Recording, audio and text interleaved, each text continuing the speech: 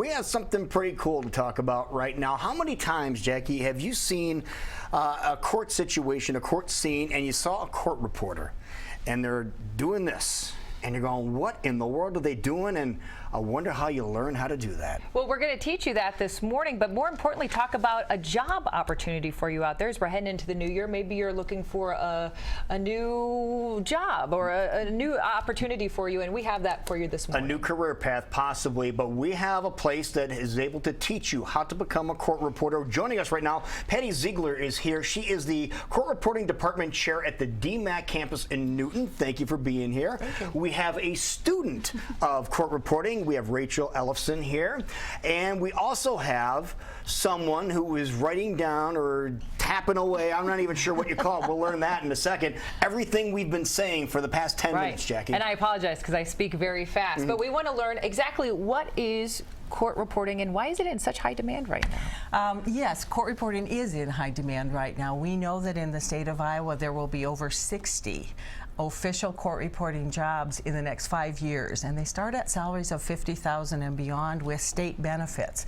So it's a very, very good career. What happens is students come to our program on the Newton campus of Des Moines Area Community College, and we teach them how to write on that steno machine that Tanya's writing on right now. It's a very different keyboard than a computer keyboard, but they spend about 9 months learning the shorthand, and then they get to 225 words a minute with 95% accuracy. So exactly what are they doing?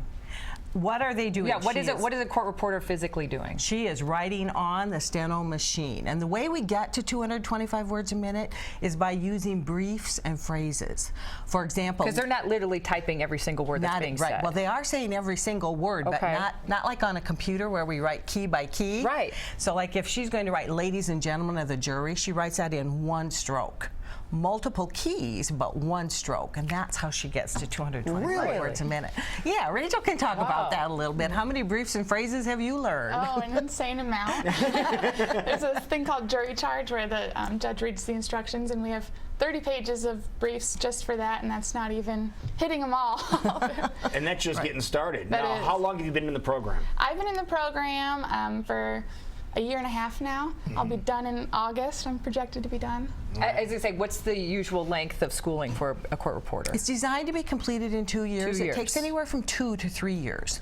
In our program, students are with us Monday through Thursday from 9 till noon on the machine, and then they go home and practice for another 10 to 15 hours a week to get up to that speed of 225 words a minute. So what made you want to go down this path? Well, my mom's a court reporter, so it's always something that was an interest to me.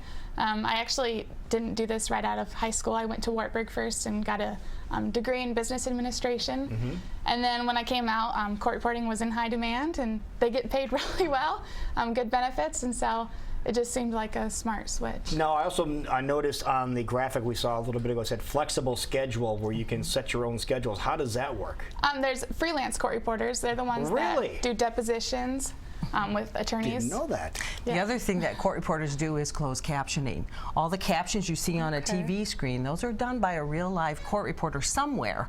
Not always in the studio, sometimes it's remote. We have a friend who captions from her home in Ottumwa, Iowa, a Canadian TV station. Really? So lots and lots of technology. So there's many career tracks and paths really as opposed to just what you were used to thinking of in the courtroom. And we want to toss it over to you, Jason, over in our studio space, our sound studio space, where you have a court reporter with you and is trying to take down everything we're saying. Yeah, and she's doing an amazing job, I'll tell you that. This is fascinating to watch. I've never done it. Tanya Gerke joins us here. Tanya, tell us, I guess, a little bit about yourself. And one of the things you said is that while you're talking... I can't write. Right, exactly. That's not hard to believe when you're looking at the concentration it takes to do this. But if you would, tell us about your background. Well, I started court reporting a long time ago. I was a freelance court reporter for 17 years, and I had my own business for 13. Now I'm a judicial reporter, and I've been in the system for 10 years with 2 different judges I've worked for, and someday I hope to caption. So in my career, I'm hoping to do all 3 of those. And, you know, I think some people would sit and maybe watch this and think, well, it would get kind of tedious after a while, but I imagine with the trials and cases that it becomes interesting. It's really interesting. It gives you great stories at parties. You know, you're the one to talk to. Every day is different. Every day is a new challenge.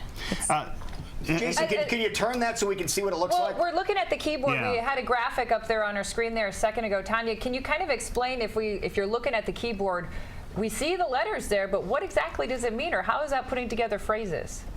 My left hand does the initial sounds, my right hand does the ending sounds, and my thumbs do the vowels. So it's much like playing a piano, and you stroke each word by syllables, and it's like a chord playing the piano. So it's almost, you were mentioning it's almost phonetic. The way It is you're doing phonetic, it. and I have 24 keys, and obviously that's not, I have 3 S's, so we don't have every letter, so different letters make up, different combinations make up a letter. I don't have a D, but I have a T and a K, so when I see the T and a K together, to me that is a D. To my computer software, that's a D. I couldn't help but notice that these keys aren't marked at all. No, labeled. they're not. Is there- We have to memorize that part. I see. Is there a reason for that, or is it just like... No reason. You learn, the theory in the beginning is very simple. You learn hat, hat, hat, mat, mat, and those kinds of things, and then you just build on it. I see.